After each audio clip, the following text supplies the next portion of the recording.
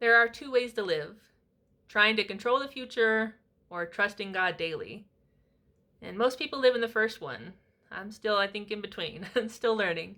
Because it feels safer. It feels responsible. If you feel like you can think through every possibility, if you can prepare for every outcome, every scenario, it feels like you're going to be okay, you know? But here's the problem. You can't control the future. I've tried for like 30 years. Like, you cannot control the future.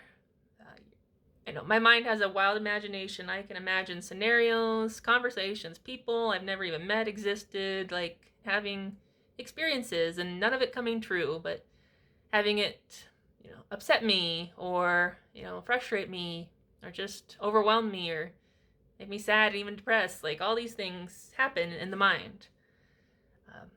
But so, like, the more we try to control, the more anxious we become, the more pressure we have, the more pressure we feel, and really the more overwhelmed our minds get.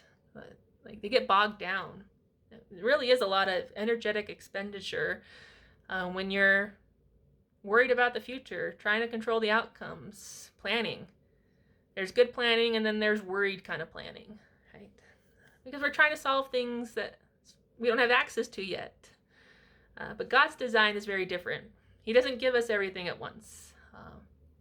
And that's grace, and that's mercy, because if we received all the knowledge and revelation and the money and the relationships that we wanted all at once, we'd probably be overwhelmed, and we wouldn't have the identity and the character like to hold it, all the blessings, right? So it's a process to trust the Lord and trust yourself and just walk, understanding that He meets you in every moment. You may not have the next 10 years provision in your bank account ready, but He'll give you what you need for today, and when tomorrow happens, He'll meet you there and give you what you need for tomorrow. Right? He meets you again and again and again in every moment. So this means that you don't have to worry about tomorrow. You don't need tomorrow's answers. You don't need tomorrow's strength. You don't need tomorrow's clarity. You don't need tomorrow's bills paid.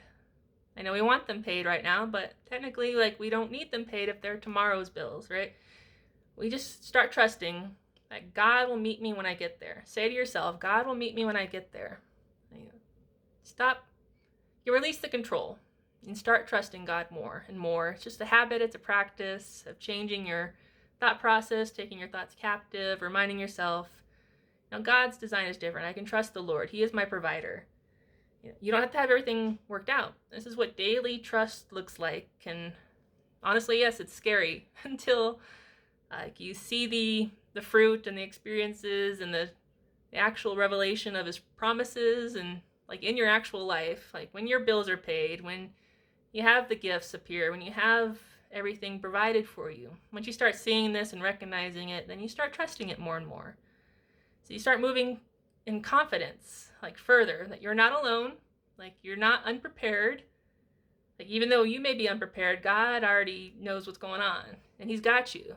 And you will be provided for, you will be guided, you will be loved through it, you'll be healed, everything, whatever it is.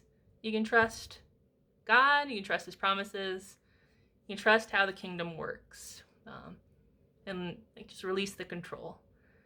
So shift from saying, I need to figure this out right now, to I will trust God one day at a time. Try to tell yourself, remind yourself that when you're freaking out and overwhelmed, it may be hard, but you can calm yourself down and remind yourself that God is providing for me in every moment. He promised, He's already provided for me. I can bring up scenarios and proof. If you haven't started a provision tracker or a journal or, any kind of notebook, listing of God providing for you, start writing the evidence down so you can always return to the list when you forget. Your mind will forget that God's been providing for you, and it will freak out that you don't have the bill paid 2 weeks from now or even 12 hours from now. It's what's going on?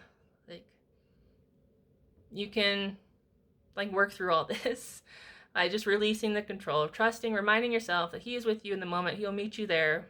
And if it's not here, if you're not provided for in the moment, then there's still the moment to happen, the provision for.